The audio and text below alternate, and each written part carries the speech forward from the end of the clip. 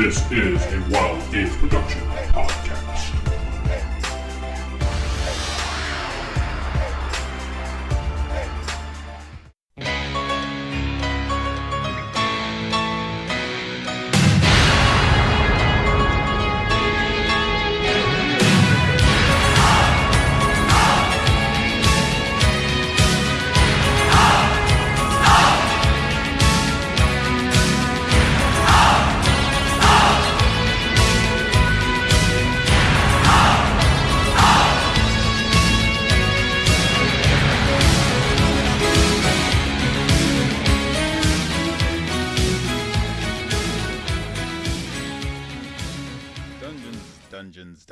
Dungeons. Oh, dragons. Oh, no. Dungeons. Well, dragons. Welcome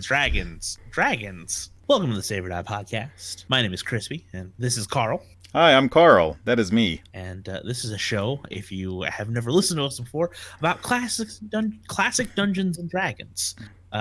Dungeons and Dragons from the 80s into the 90s. And before, this is bad. This is not factual. Dungeons and Dragons that ran from 1974 to 1994-ish. Was it 94? I could have sworn my Rule Cyclopedia was copyrighted in 96. Oh. It might be 94. It's been a while. No, Rule Cyclopedia came out in the 91. I mean, there may have been additional printings, but yeah, I'm talking about the last basic product, box set product, I believe was 94, which was the redo of the black box. The all new easy to master. Well, that's the black box, is the all new easy to master. But then they redid it in a kind of a more traditional portrait box. Okay. For more information on the all new easy to master Dungeons and Dragons box set, please see episode 143. 143, I believe. Maybe, who knows. Carl, what you been up to lately? I know some big gaming stuff has happened for you. Oh, that's true. Yeah, we ran Arkansas RPG Con. My wife and I host a local small gaming convention. We had about 120 people come out and played role-playing games all day long. That's not bad. No, that's great. It's fantastic. Yeah, year 2, right? Year 2. Nice. And I recently played a little bit of Isle of Dread with my 8-year-old and 5-year-old, which was fun. I made it a point to give the Rakasta traditional house cat names. So, like Fluffy and Mittens. Right. So, like, I played them real serious, so they would be like, I am a Rakasta, a warrior. My name is Boots, because the fur on my feet is a different color than the fur on the rest of my body. Did they enjoy that? Because my daughter, as soon as I got through that little spill, my daughter goes, "That makes no sense and perfect sense." I mean, they're both fairly precocious kids. Yeah. I have not been doing anything. The only thing I've really done classic D&D wise is I printed out at my office's print shop. Actually, I didn't print it at the print shop. I printed it out at home and then assembled it in the print shop. A copy of the Dungeons and Dragons original Dungeons and Dragons single volume edition by Greyheart. So now I have a little it's a little less than A5. It's like an A4 size copy of the OD&D rules, kind of edited and cleaned up. Yeah, I've talked about it before. I run that convention game, Discos and Dragons, where I run Holmes Basic using 70s materials, and I have an insane urge, to run OD&D using only materials from 1974 or earlier. So coming soon to a con near you, possibly. See, I've had a similar thing where I've been wanting to play OD&D using chainmail as the combat system. It's been this like wild hair I've had for, it's going on like 2 years now. I've been reading through chainmail. I think there is a reason why the alternate combat system in original D&D, that they were like, if you don't have chainmail, you roll a d20, here you go. I think there's a reason why that's stuck, because ramming chainmail onto this is weird. I don't think it works. I've been wanting to hear from people who run OD&D with chainmail. If you're listening out there, please talk to me. Email us at questions@saveordie.info. I really want to know how this goes because I'm super interested in it. There's a community member on OSR Gaming, Dizzy Saxophone. He's one of our the admins for our Discord as well. He also wants to do this, and eventually we're going to. I think eventually we're like, hey, let's just do a Saturday night game, one shot doing this, because I think it would be a lot of fun. It would be really interesting to see how they really did play it back in '74. But God, chainmail it's its own beast. My guess is that it had less to do with whether D6s were hard to integrate or easier to integrate the chainmail combat system, and just that 20-sided dice were cool. And people wanted to roll 20-sided dice. As far as which one worked better, I think that's secondary to the fact that people wanted cool new dice. Yeah, I do definitely think that there is something to be said for roll a d20 to see if you hit, then roll a 6-sided die for damage, which I already do in my basic expert games anyways, versus roll 2d6, and if you are wearing this kind of armor using this kind of weapon, you count as heavy foot, and if you hit this amount, you score a kill. I believe that the chainmail rules are really just there as a mass combat rule set versus what they are as individual combat. I believe Gygax even says, just use the combat system in the box set, and then if you need mass battles, or if you're fighting fantastical creatures, then you would use the chainmail. That's what I've been doing. The booklet turned out great. I just used my printer's booklet settings and staple bound it, kind of like those little mini booklets you gave me for my birthday. Oh yeah, kind of like that, but it's a little more readable. Yeah, and I'm gonna have to do that with OD&D. The only thing I'm not gonna be able to duplicate, I have a couple copies of Holmes, so I have those, but I am not gonna be able to track down a 1974 copy of D&D. So that will have to be printed for my my con game I'm envisioning. Yeah, I mean, as much as I want to spend upwards to $3,000, $4,000 on 3 books, I'm not gonna be able to do that. Yeah, and I thought about just reprinting the original material, but I've tried to read through OD&D. It's not great for someone who is like me, who's kind of grew up in, modern roleplay games, like editing standards.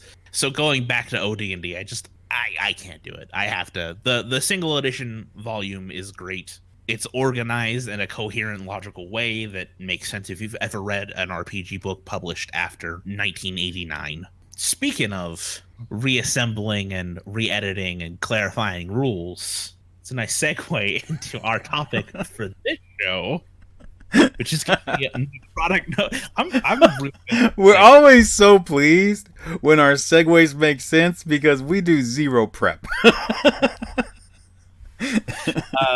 We're going to be talking about BX Essentials by Necrotic Gnome Productions. Yay!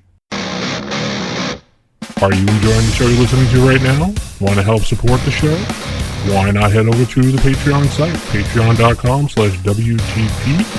That's patreon.com/WGP. And help support the network for as little as $1.50 a month. That's right, $1.50 a month goes a long way. Thank you.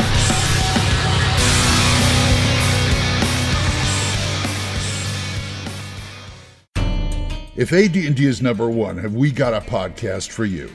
On the Roll for Initiative podcast, DMs Vince, Nick, and Matt. Hello, everybody. And DM Matt. Hello, everyone. Check out all things related to the game that Gary built. This is basically the module trying to get you to fight things when you shouldn't. Yeah. They basically taunt you. They're being playful. Yeah. They're being playful. Yeah. They feature old and new modules, supplements, musings on rules, advice on DMing a game, and occasionally feature new writers and classic creators of all things 1E. And think of it this way. Number appearing, 2 to 12. 12 demigods hanging out together? Yes, but the Green Man has nothing underneath him as a classification. Zero. No. Nothing. No. Just he's God of growth and abundance. We don't need to put down any other classification at all. We'll just give it to the Mudman. That's the Roll for Initiative podcast. You can find it on iTunes or at rfipodcast.com. So, you like AD&D 2nd Edition but no podcast to listen to? Guess what? We got the cure right here. I got a fever. And the only prescription is The Thaco's Hammer Podcast. You want me to put the hammer down?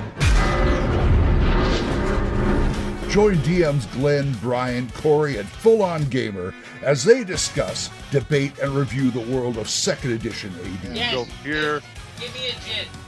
Yeah, that's DM Corey ordering drinks. Sorry, girlfriend's getting gin. Rules, modules, supplements, clones, everything 2E is fair game. Someone lied to you, and there's an opposed roll, and they won, so you believe the lie. I know, but I don't, because I, the player, know that they lied to me. But you, the character, have to act like you take the lie. So listen into a podcast where number 2 is number 1. The Thaco's Hammer Podcast, the best damn 2nd Edition AD&D podcast ever. You'll find it on iTunes or at thacoshammer.info. All right, BX Essentials. Carl, I have opinions about these books, and I know before the show you had said that you had opinions about these books. That's why we're doing an episode about it. It would really be lame if we were both like, we feel nothing. I neither like nor dislike this version of D&D. I can't read. That was a What dark. is Luke? All right. Well, we've gotten off to a weird start. Yeah, it's like I've never read Fahrenheit 451. I wanted to make a Fahrenheit 451 joke, but I'm only You don't want to be a Fahrenheit 451 poser. Yeah, I don't want to. I I understand. I want to give it a Fahrenheit 451 shake. Jeez. No. Jeez, Can't pull it off. didn't even kind of work. No, absolutely did not. Anyways, we talked about doing BX Essentials for a long time, actually. When I had first heard about them, back when it was just the first 2 booklets, and we talked about it, and I was like, I don't know, is this a retro clone? Is it just like a restatement? So I was a little confused about this. Everything that I was reading on it, I couldn't really tell if it was just another retro clone, and at that point I was like, Labyrinth Lord already exists. Like, what's the point? Like, it's generally considered the BX retro clone. I don't really understand why. We have very Yes. different reactions to hearing there is another retro clone, because I definitely want to read it when a new retro clone comes out. Yeah, I don't know. I think, like, well, we were talking about BFRPG the other day, and I was like, like, it's fine. I don't really care nor not care for it. And you're like, I love BFRPG. Well, I think, yeah. Yes, think I you're- do. Yeah. But I was not sure what this was, and then I joined the BX D&D Facebook group, and they, the creator of this game is as a member there. Full disclosure, this is not, we were not given review copies of this. I paid for this out of my own pocket because someone had a discussion about it and they were on sale. So I ended up getting the premium version of premium print editions with PDFs, was reading through it, and yeah, I love these. It's not a retro clone. It is simply a reorganization and reclarification of the BX rules.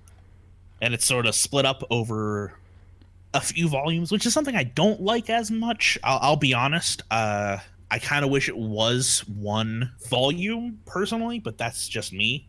I've used it at my gaming table for the last, 3 or 4 months, and it's been super invaluable, actually, for looking up stuff on the fly.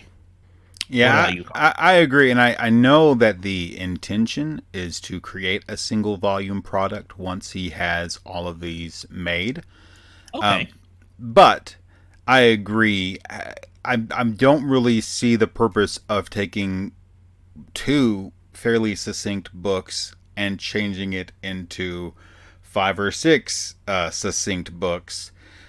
Because it feels like there's a lot more to shuffle around. Now, that being said, the original intention, well, maybe not the whole of the original intention, but the core rules on their own exist so you can have a product which is just the core rules of essentially basic D&D, and then you can plug in whatever type of setting you want on top of that. So you could create as a person who is a member of the OSR, a BX Essentials product. It has a product license set in whatever fantasy world or non-fantasy world you want, still pulling from that core basic D&D rule set.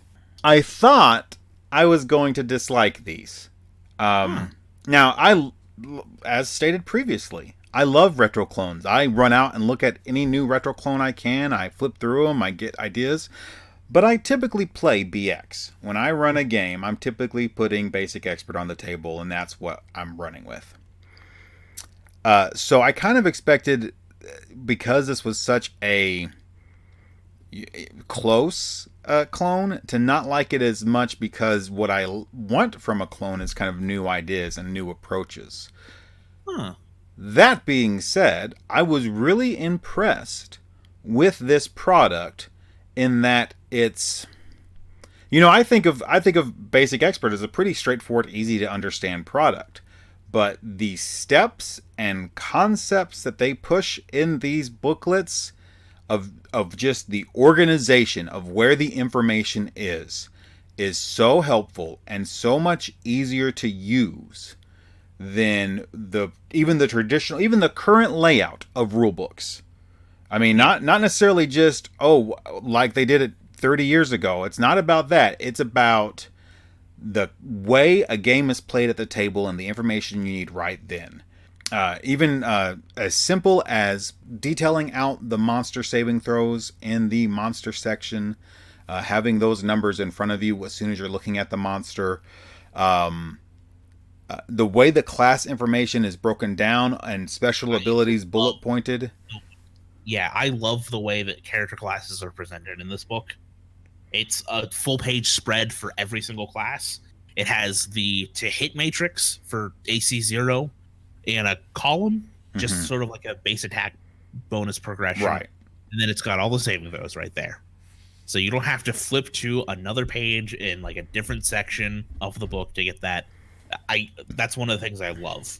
And I think the spells, the way they're detailed, they're easy to understand, they're easy to follow. I think you will learn about the Basic Expert rules, even as somebody who runs it fairly often, just by reading these and seeing them stated in a different way.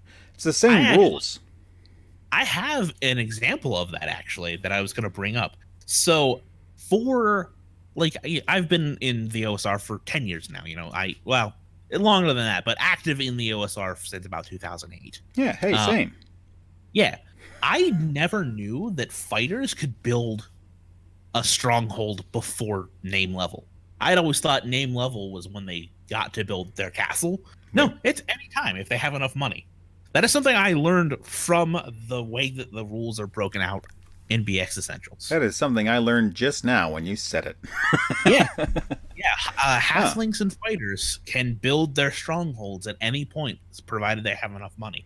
Well, that's funny because when we did the episode on strongholds and about establishing kingdom, I remember reading that about halflings and mentioning it because I thought it was kind of so blasé towards halflings. I didn't realize the fighter class had the same situation. Mm-hmm. Now, dwarves, however, do have to reach name. See, I like that. That, to me, makes perfect sense. Because, you know what? These dwarf lords, they're not gonna... Oh, you're young and rich? That doesn't matter. Get some gray in your beard. Get it down to your feet. Then maybe you can build a castle. Yeah. And then, I guess... one of the saving graces of this book, I will say, having the cleric and magic user spells in their own book...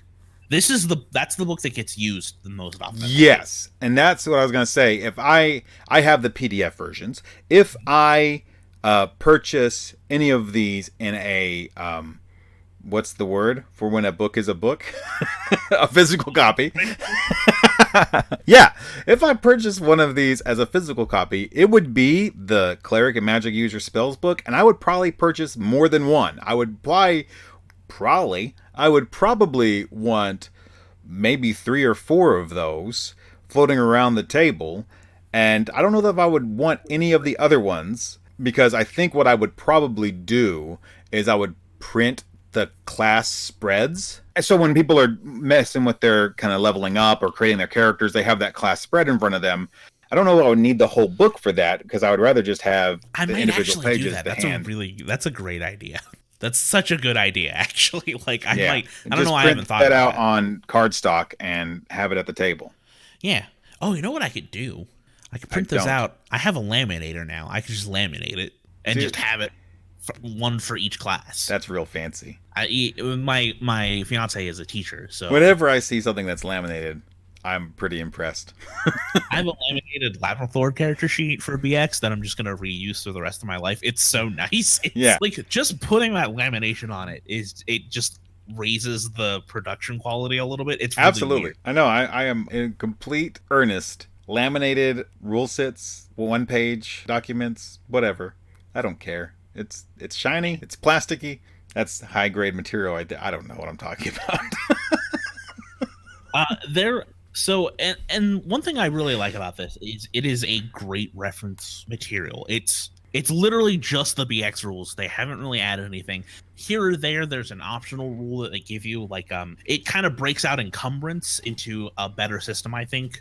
It clarifies how encumbrance works in the BX rules, where there's really two encumbrance systems. There's one by coin weight or one Right. by the armor type Right. one. Which I use the armor type in my game. I also use the armor type one, actually. But just because less math. But yeah, I think a lot of this you'll read it and go, "Oh, that's a neat optional rule," and then realize, no, that was in the book the whole time. You just kept skipping over it to get to the next section or whatever.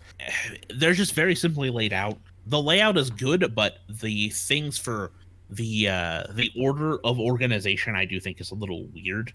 Oh, like adventuring rules comes before combat, which then you get other combat things, then your combat charts, then magic items, but stuff like foraging and hunting and healing and hirelings and light vision and visibility is done before like air travel and chases, because it's just organized alphabetically. That's something I don't necessarily agree with. I think it should have been logically ordered by like, all right, well, the stuff you really use more often typically in a D&D game should come first.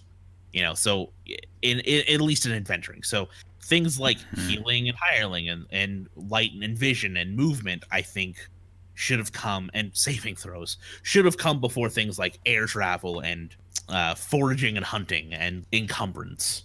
Right. Which, I mean, if we're ordering it on how often it's used, encumbrance should be a footnote on the back page. Yeah. I don't agree with the way it's organized. It's very well organized because it is done alphabetically. So there is a logical reason. Right. And I think that's kind of, in its defense, there's only one universal logical way to organize a bunch of text, and that's alphabetically. You know, if he had decided, oh yeah, I use chases all the time and you don't ever use chases, and that was up at the front, it wouldn't, then the logical sense would be ruined. Whereas here, as it stands, anybody can understand why he put it in this way. Kind of jumping back into the spells book, sure. I love the way that spells are laid out. Basically, he's got what the spell does and then the different modes it can be like enacted. And they're bulleted. If it has two actual uses, like cure light wounds, it actually listed in numbered bullets. It can heal or it can cure paralysis. Right. And if you read through, you can actually find things like like blinding a creature with light or canceling a darkness spell. I did not know that the light spell until just now as I was browsing through this. I didn't know that like you could use light as basically a counter spell to darkness. It's so enlightening just to see the rules presented in a different way, and it's not necessarily that BX is a hard to understand mess. BX is one of the simplest versions of the game, but just getting that different frame of reference on these same rules brings stuff to light that may have, for whatever reason, skipped by you. Yeah, because I don't know, I don't have every spell memorized. I've been playing classic D&D for a while, but like I've just been playing D&D for a while. But like if you ask me what a spell does, I'd be like, I just have to look it up. And I think that one thing I want to say again about the spell book is it's separated by spell level, then alphabetically, which I think is just marvelous because you can go through and look and go, all right, well, what are my third level spells, and find those. And I believe it's indexed in the back. Yes, it is. So, if you want to know what Cloud Kill does, just right away you can look, and it's on page 24. One thing I want to talk about, Mad Now, where they changed the level at which fighters get extra attacks. I don't agree with it. There's a thread on Dragon's Foot. There was a thread in the BX Facebook group. Everyone was like, it should be 20th level. It was originally 15th level. My print versions have 15th level. That's what I'm sticking with. He gave it to the mob, and I'm mad about it. So that's something to be aware of. It's the minorest nitpick ever. No, wait. What book is this in? It's in the classes and equipment. Page 22, under high level play optional rule. Fighters require an additional 120,000 XP beyond 14th level and gain 2 hit points per level gained. Chance to hit in combat improves by 2 every 3 levels. Fighters of 15th level may take 2 extra attacks per round. This increases the 3 attacks per round at 20th level, 4 attacks at 25th. Now, the reason I bring this up is Labyrinth Lord also has this in there. Mm-hmm.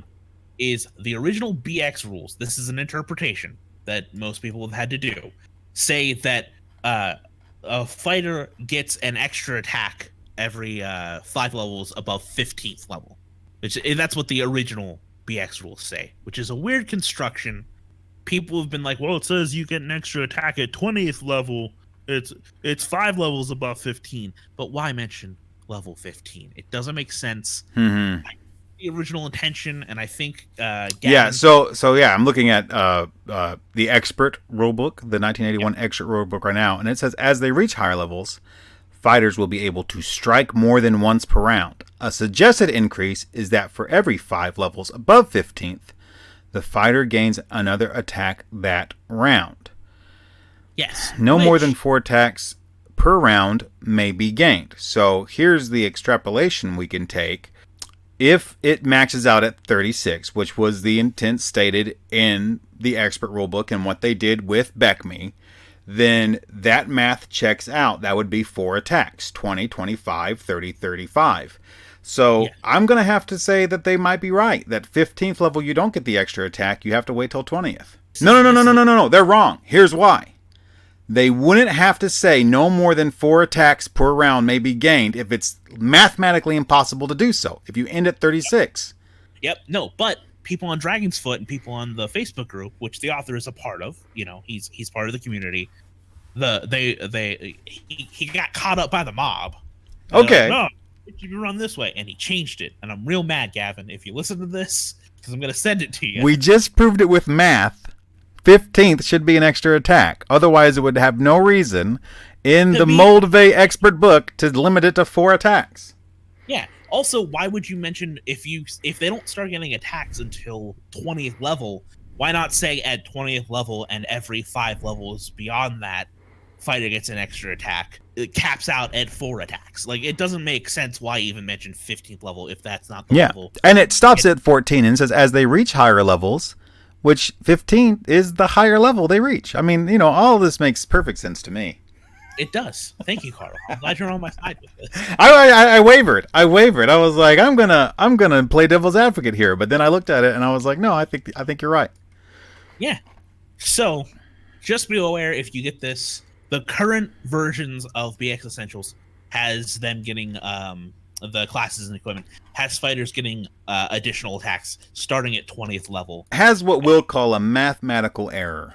It does. It has a mathematical error that was induced by peer pressure. A crime against humanity, I would say. I'm real mad about it. He was stuck to his gun. But it's the minorest nitpick, but I do think, I don't know, I guess like if you're recreating faithfully the original rules and clarifying them, I think maybe that is a bigger deal than what I'm making it out to be. Well, I mean, I do think there's room for interpretation, all jokes aside. And I think that's just part of old school rules in general, is they allow room for interpretation. One thing that kind of strikes me, the way that these are laid out, as bereft of details as they are, as far as the flowery language that usually encapsulates older D&D books. It almost looks like there's less wiggle room. Not that there changes anything, it's just a presentation thing, but this is like a hard list of rules where BX, and certainly rule sets before it, certainly had a presence about them of change this, change that, take what you want, leave what you don't. It's definitely missing that. It's missing, and I was just, as you were talking about that, I was like, oh yeah, this doesn't have like a how to use this book section or a what is a role-playing game, and I love that. Yeah, I don't mean that as a dig at the quality of the work, because I think that's the design intent, is to be as light as possible and just be the information. And I don't think that is a negative side to an RPG, especially within the OSR, where you're essentially selling to a group of people who have experience with these games and really just want the different interpretations of the mechanics. I do want to start talking about kind of the graphic design in this book. It is black and white with mint green accents on tables and boxes. And I have a player in my BX game who is in his 40s now, and he has, like, that's been his highest praise, is how easy it is to read the graphic design. Yeah, that mint green accent for the tables and things like that is just a killer choice. It looks more like the rule cyclopedia, that sort of thing. It definitely has that same kind of color combination that the rule cyclopedia has. And in a lot of ways, this is actually kind of, especially once he gets it down to a single volume, the rule cyclopedia for BX. The rule cyclopedia was essentially this same kind of idea, just for a larger volume of material, where this is sort of the condensed rule cyclopedia version of the 1981 box sets. Yeah, getting into the way monsters are laid out, it's, it gives you a description of the monster, and then there is a green box with just all the line of statistics for it, and then any special abilities are bullet points. It's just a killer. This is the highest praise I can give these books, is in regards to their design and editing. It's so just simple to reference. It's so easy to read. Layouts, fantastic. I mean, the amount of characters, looking at the monster section that was taken just to make sure that monsters stayed on the page they were on. You click through and you look, and you can tell that he went through lengths to make sure that a monster never crossed over to the next page, to where you'd have to turn the page back and forth to reference this part of the monster, then that part of the monster. Yeah, and he kind of did the same thing with the classes as well. They're a full page spread. You open up the elf, and on the left hand side is talking about the elf special abilities, and then on the right hand side is the class table. Right. These are designed to be printed as smaller booklet. The physical copies you can get from drive-thru don't print out the size of a Moldvay basic book or expert book. That's another thing I really love about them, is they are so portable. It's so easy. If I had 2 or 3 more copies of this, I would leave my printed BX stuff at home. Well, that being said, I wonder if you were to print this at home and print it out full page, would that, for people who possibly have trouble reading smaller text, would that create you a large text rulebook for BX? Let's try it out. Oh, sure. Yeah, here, I got a printer. I can print stuff. Yeah, you can just compare it to your BX rules. Yeah. One thing I also love about this, I'm kind of segueing into it, or trying to, is the amount of art that he put in here is astounding, and it's all great. There's a lot of weird fantasy in it that kind of, I think, is a departure from the traditional BX art style. All right, let's see if we can do this. Actual size, or I'm printing a thing. I'll do fit to page. I'm just gonna print out. Yeah, there's a ton of art, especially in the spell. There's a piece of art on almost every page, or if there isn't, there's 2 pages on the 2 pieces of art on the page before it. Generally. Mm-hmm. There's Matt Ray, who did the he's got some pieces in here, who did the art for Tom Wilson's Back to Basics zine. I like recognized his stuff and I was like, oh hey, Matt Ray. I like that guy's art a lot. But yeah, just a lot of really great pieces, a lot of weird fantasy, but it's all black and white, kind of true to form, but phenomenal art. I'm gonna go check on this page that I've just printed out. Sure. So yes, if you were to print this at full size, it would just be a large text version of the booklets. Actually, if you were to print it out on just 8.5 by 11 and then spiral bound it. Yeah, well, that's, to me, another resource that is possibly helpful for certain people in the community. Mm-hmm. I know Glenn over at Thakos Hammer constantly talks about. Yeah, I wasn't gonna call him out. Yeah, it scales really well from this PDF too. There's not any artifacting or anything like that on this page I just printed out. Maybe one thing I think could be changed, and maybe once the next one is released, the Treasures and I forget what it's called, Treasures and Adventure, I believe. Something like that. That should be the last volume in the set. I think it would be worth placing the treasure type charts, not the treasures themselves, but the treasure type charts in the back of the monster book. It's not currently there. I was a little annoyed with the monster book. That's part of the reason I haven't bought it yet, is it's just monsters. It doesn't have any of the treasure. But it's the longest volume out of all of them. It clocks in at 47 pages. So like, yeah, I don't know that I don't think it should have the treasure in there as well. I say that I actually like the idea of a monster and treasures book. Castles and Crusades does that. I think it's a really nice way to separate the rules. But I'm not saying that. I do think it should have at least the roles for the treasure tables. But I guess maybe that would be more difficult to do than I'm giving it credit. Maybe. I'm not sure. Like I was a little disappointed that the treasure was not listed. It has the treasure types, but right. I was a little sad to not see the treasure in here. It's just splitting out into one more volume, which that's fine. What? I do think if the plan is to make a single volume of this, that's just a combined basic expert reference book, I would buy a copy for. Oh, sure. Now, here's the thing he also does in the monster book that might catch some people off guard. This is kind of a new school RPG thing. Is he provides a pre-rolled hit dice, an average hit points for each creature. So it lists hit dice as 3, and then it lists it as 13 hit points. Yeah. I'm neither for nor against that.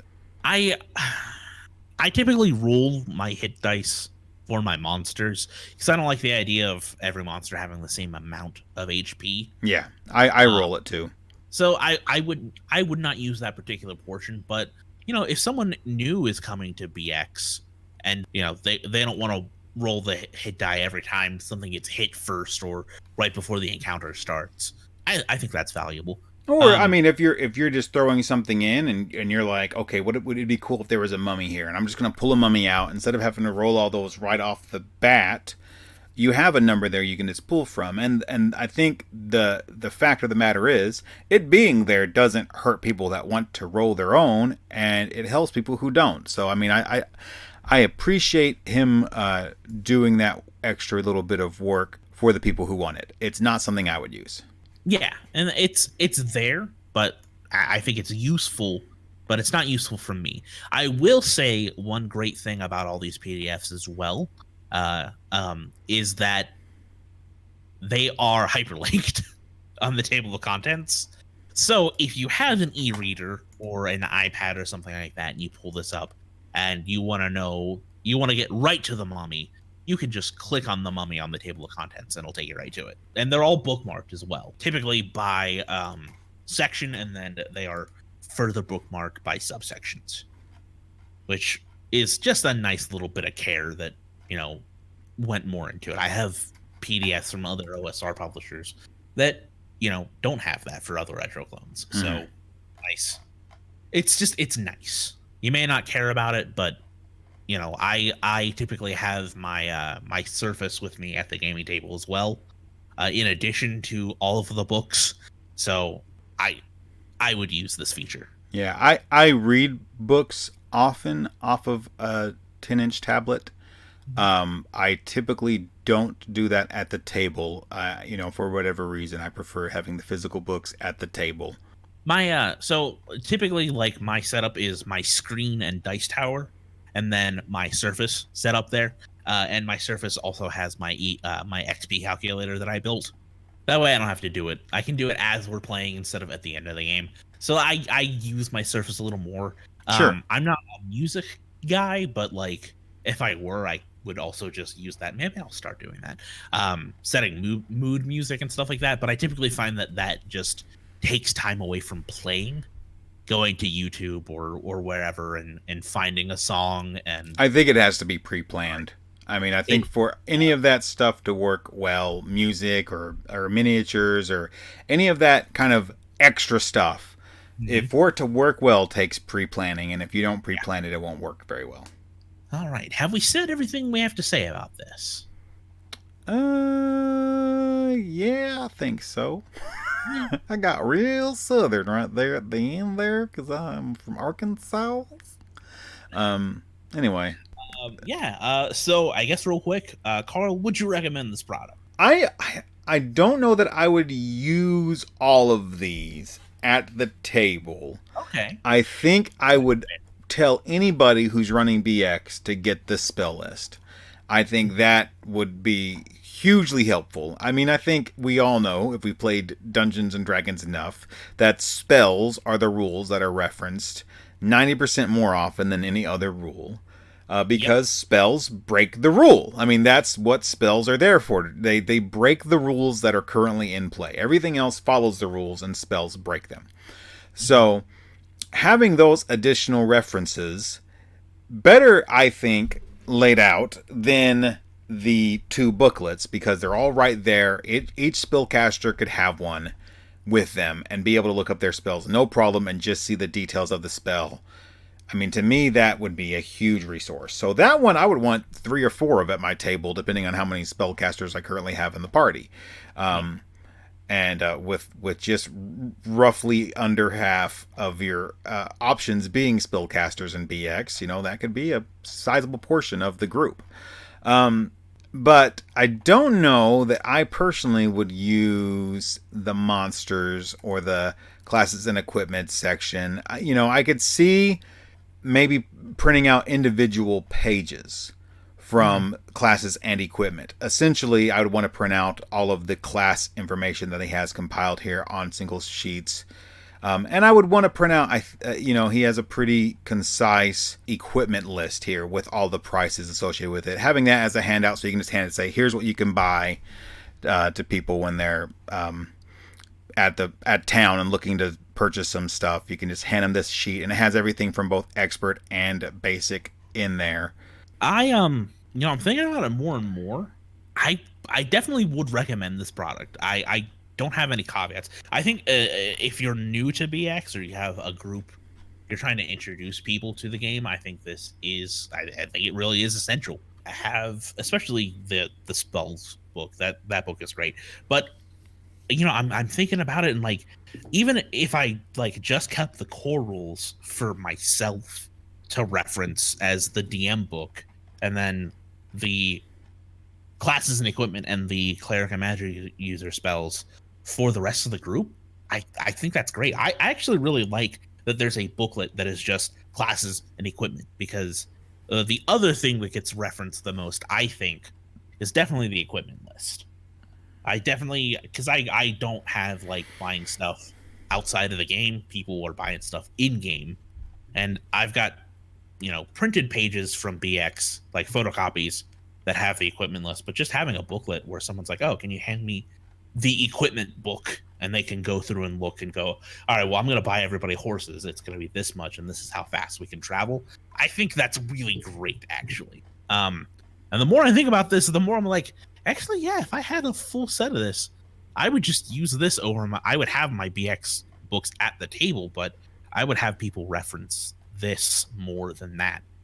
Especially if you're new to the game, like having the core rules kind of separated from everything else, having the prices for boats and the travel times and things like that for Beast of Burden.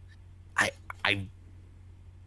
I think this is a great product. I think I actually might like the organization better than the original BX game. So my caveat I wanted to add is that what I am referring to is the physical product. I don't think I would have these at my table, meaning I don't think I would buy the physical books except for the spell one. Okay. I think anybody that enjoys BX or is currently playing BX or is interested in learning more about BX would be benefited by reading through these.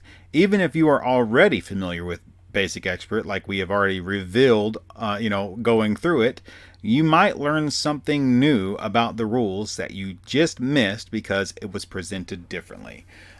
So I think having this restatement of the rules and looking through it could increase the level of knowledge you already may have about the system you're playing. So I think as a PDF purchase, they're all no-brainers. I think as a physical copy, I would just want multiples of the spell book before I'd want the other ones at my table. Yeah, and so I have the physical copies because like I said, we did not get review copies of this. This is I funded this episode. I was like super curious about it for a couple months leading into this, and I'm really glad that I did buy it. I'm equally happy that I did shell out for the premium editions. The paper stock quality is like this. I guess is something you can't talk about, Carl. The paper quality is amazing. The print quality is super sharp, super crisp.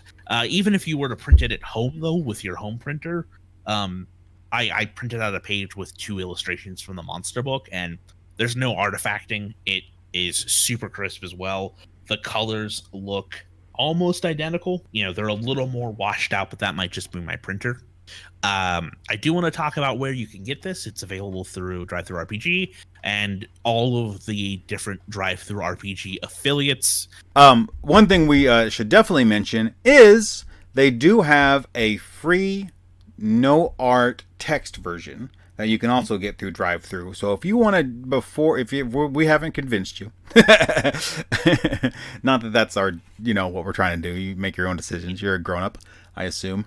And, there is a free no art version that you can look at and just see the way it's laid out.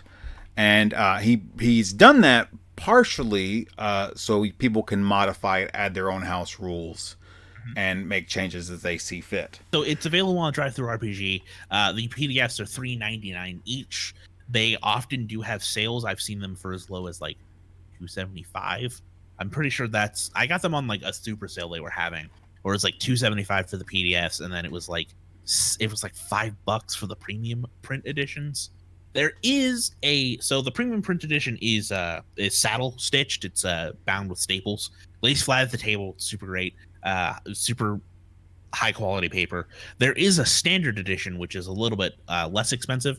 I believe they are $7 each, or $7.99 each for that, and it's between $11.99 and $13.99 for the premium edition. So if you're interested in getting this product in print, it is print on demand through DriveThruRPG.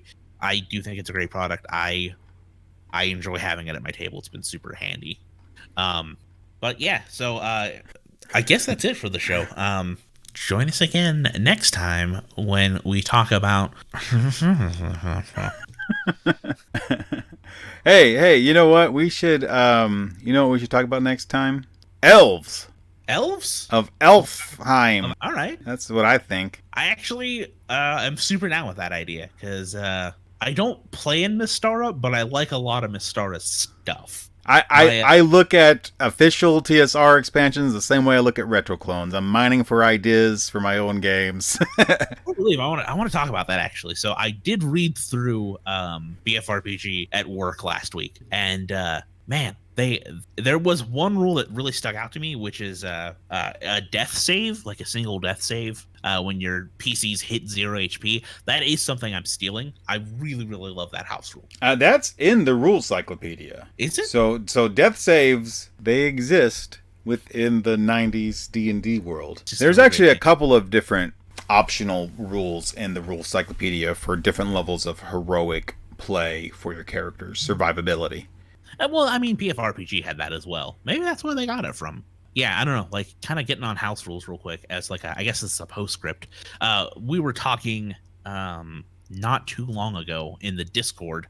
Also, everyone, you should join our Discord. The Wild Games Productions and OSR Gaming Home Discord. There will be a link in the show notes to that if you want to join.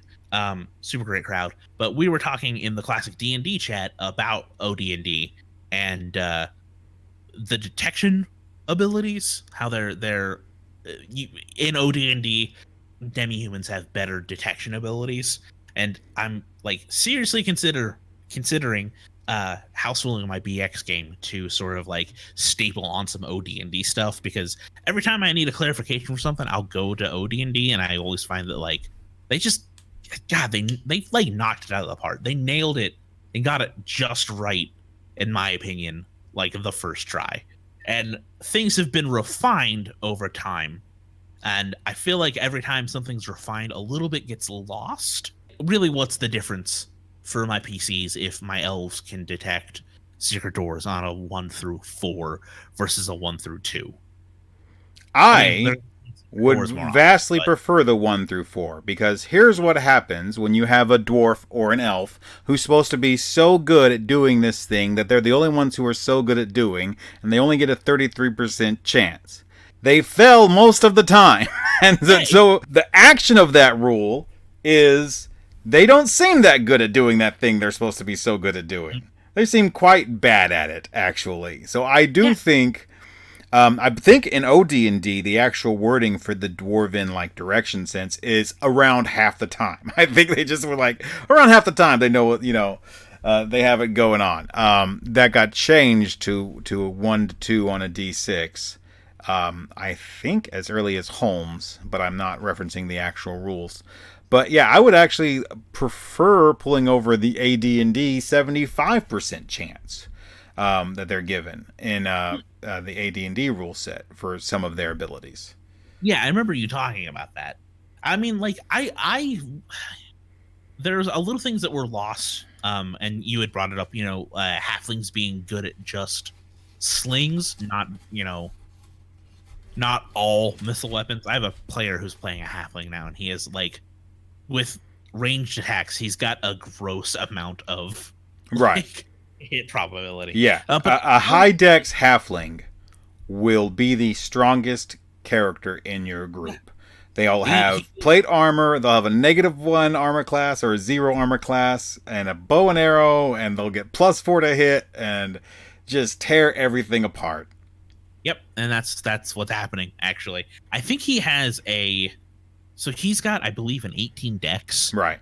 And, so he's got that, and then he's a fighter. So he's hitting it like +5, which is gross for a classic D&D character. That is excessive. Yeah.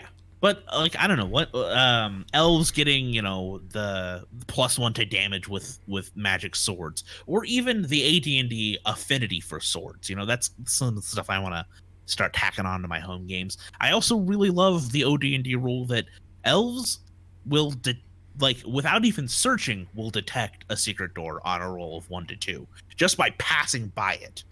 And that's something I remember from way back in the day reading. I believe it's still in Holmes.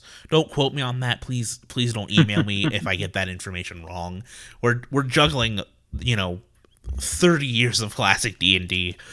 Please be nice to us. Well, see, I listening to you now, and I'm full of judgment and ire, as usual. Yeah, you're real mean behind the scenes. People don't understand that. I thought it did specify in BX that elves can see a door whether they're searching or not. But I don't know. At the BX Essentials classes and equipment. I'm looking in the regular BX. Let's see who gets there first. This is putting the product to the test right now. Detection doesn't doors. say- it doesn't say Elves have anything. keen eyes that allow them, when actively searching to detect, and a 2 in 6 chance. I much prefer Yeah. the OD&D rules. No, you're right. You're absolutely right. You know who's wrong? Me. Yeah, take that, Carl. Do we have any Knock emails? me down a peg. Do we have any emails this week? Yeah, sure. I'll read an email. Oh, I didn't know we had one. All right, cool. I'm glad I asked. Hold on. You know what? Here, let's read this email. This will be a great one for this episode. Hi, chaps. John Selway writes, I really enjoyed Adventure 144 about the Back to Basics Zine and related gubbins. I assume this person is, from across the pond, as they say. Or he just watches a lot of PBS. I don't know, one of those two. I have now bought myself a couple of copies, and I am looking forward to reading them. My ears pricked up when I heard you mention Gavin Norman's BX Essentials project. But no! My tail drooped. This guy's a dog. I didn't realize. That's kind of neat. My tail drooped when you said you wouldn't discuss this project at a later date, as it seemed that as a restatement of BX, the Essential range probably wasn't a rule set. Let me save you from the terrible fate of missing out on the most exciting thing in classic D&D at the moment by reassuring you that BX Essentials really is just that. Essential! Treat yourselves, guys! Download one of the books and join the converted. A timely email. It's fortuitous that we read that one at the end of this. Well, I think we actually did pass that around in the Discord. We may have, yeah.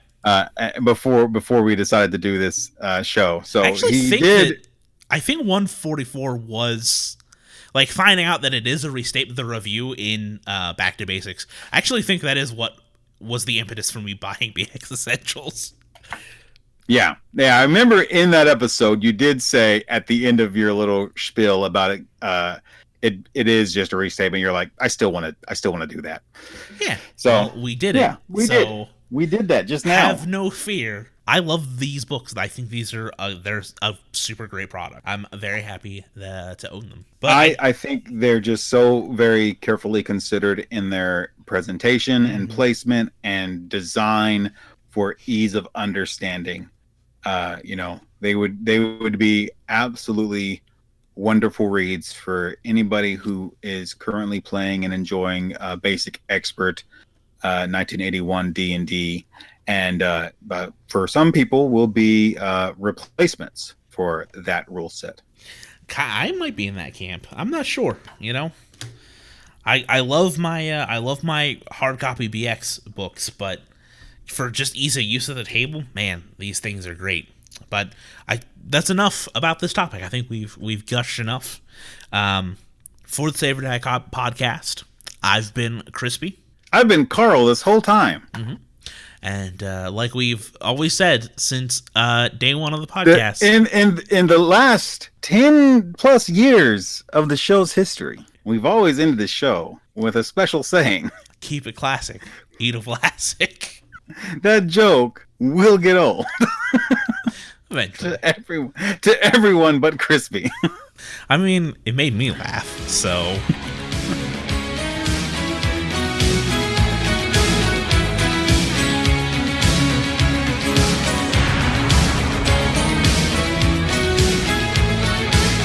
Well, let me tell you something, brother. The Saber Die Podcast Immortal Edition is a production of Wild Games Productions, brother, and is produced for entertainment purposes only, Jack. All other uses are prohibited, dude. So be sure to visit them at saberdie.info for more information, brother. What you gonna do when the Saber Die Podcast runs wild on you? Ooh.